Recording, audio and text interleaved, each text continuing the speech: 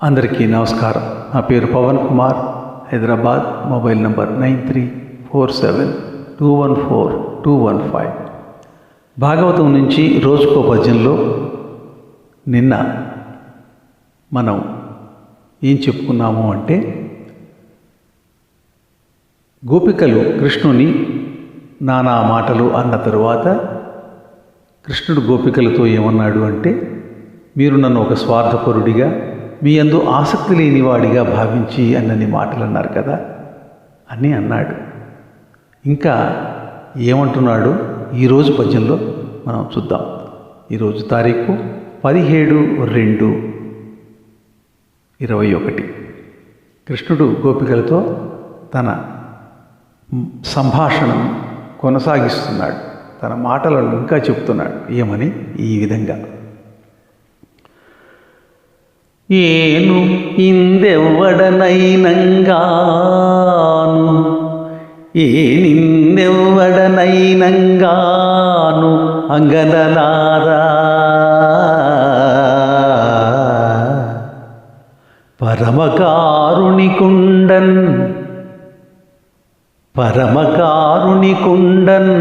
మానసబంధుడన్ నిత్య ధ్యానము మీకు కొనరవలసి, నిత్య ధ్యానము మీ కొనరవలసి తలగితి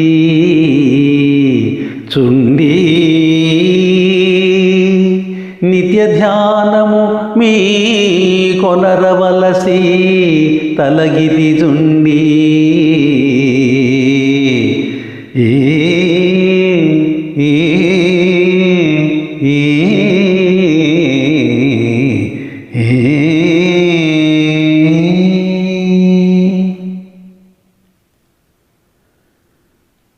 దీని భావం: ఓ అంగనామణులారా, మీరు అనుకుంటున్నట్లుగా ఈ మూడింటిలో ఏ కోవకు చెందినవాడను కాను.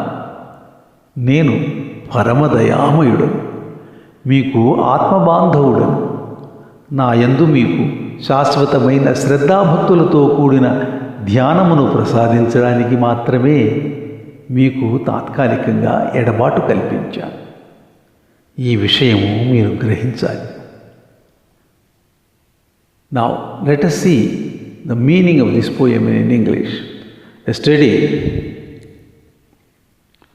we said that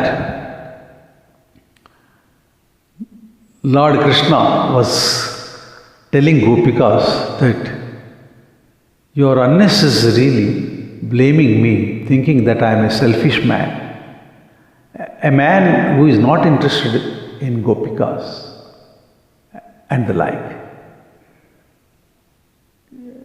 In today's poem, he continues to tell them that what he thinks about Gopikas. He is telling Gopikas in today's poem, as under, which you have heard, the poem you have heard in Telugu. Now the meaning of that poem is as under. O noble woman, as you surmise, I do not fall into any of these categories. I am full of kindness and compassion, and I am your well-wisher and soulmate. Please realize that the purpose of this disappearance for a short period is only and only to grant you concentrated mind and profound contemplation of Brahman, that is, the God, the Almighty. Now, what will happen? What will be the response of Gopikas to this? Or Lord Krishna is going to talk further on this matter? We will be knowing in tomorrow's poem. Until then, have a good day. Sarve jana sukhino bhavantu.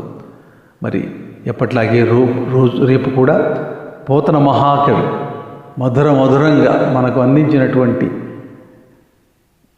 తేట తెలుగు పదాలతో, తేట తెలుగులో అందించినటువంటి పద్యాలతో వాటి భావాలను చెప్పుకుంటూ ఆస్వాదిస్తూ మనం కూడా గోపికల్లో ఒకరిలాగా తన్మయత్వం చెందుతూ ముందుకు సాగుదాం.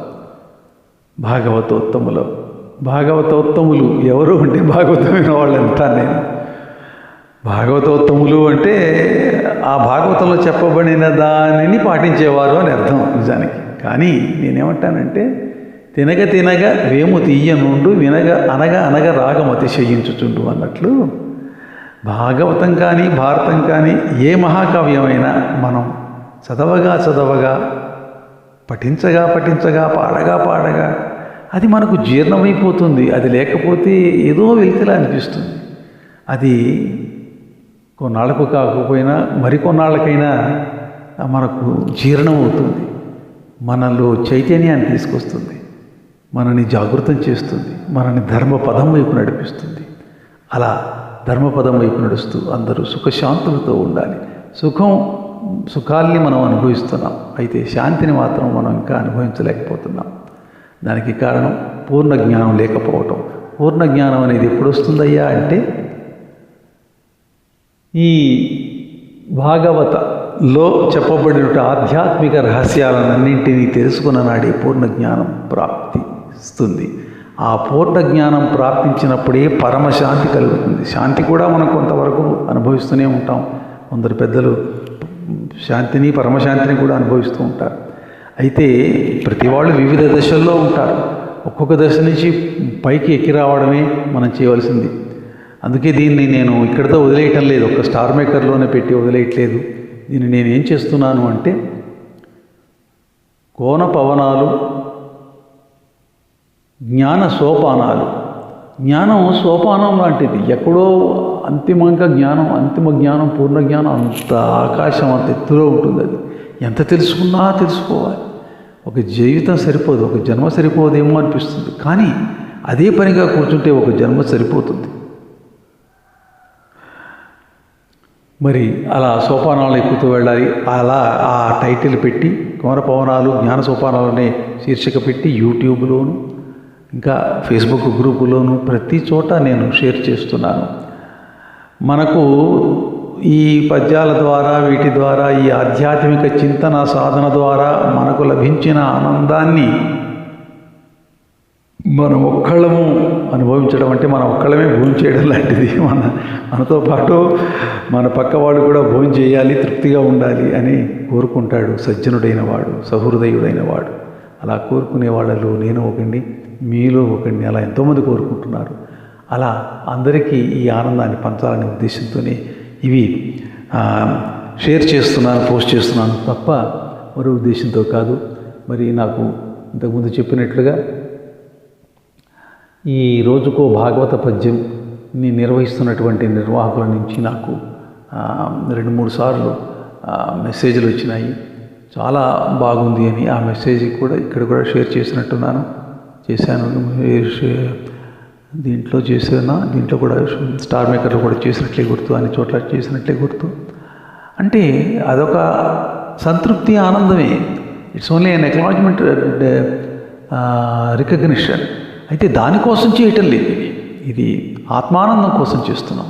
ఈ ఆత్మానందాన్ని అందరూ పొందాలనేటటువంటి భావన తప్ప ఏదో పేరు గడించేయాలి, మనకి ఏదో కిరీటాలు తగిలించేయాలి, మనని పొగడాలి అనేటువంటి ఉద్దేశంతో కాదు.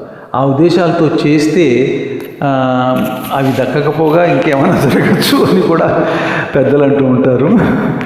సో కాబట్టి ఆ ఉద్దేశాలతో చేస్తున్న ప్రక్రియ కాదు ఇది. విజ్ఞులు ప్రాజ్ఞులకు ఇది విదితమే. అయినా కూడా సవినయంగా మళ్ళీ ఇంకోసారి మనం చేసుకుంటున్నాను. మళ్ళీ రేపటి భాగవత పద్యంలో కలుసుకుందాం. అంతవరకు సెలవు. అందరికీ నమస్కారం. సర్వే జనా సుఖినో భవంతు. నేను వ్యాఖ్యాతను కూడా కాబట్టి, వృత్తిరీత్యా వ్యాఖ్యాతను కూడా కాబట్టి, ఒకసారి మొదలు పెడితే కావాలని దాన్ని వాయించేయడం అంటారు మన లోకల్ పరిభాషలో, వ్యావహారిక భాషలో.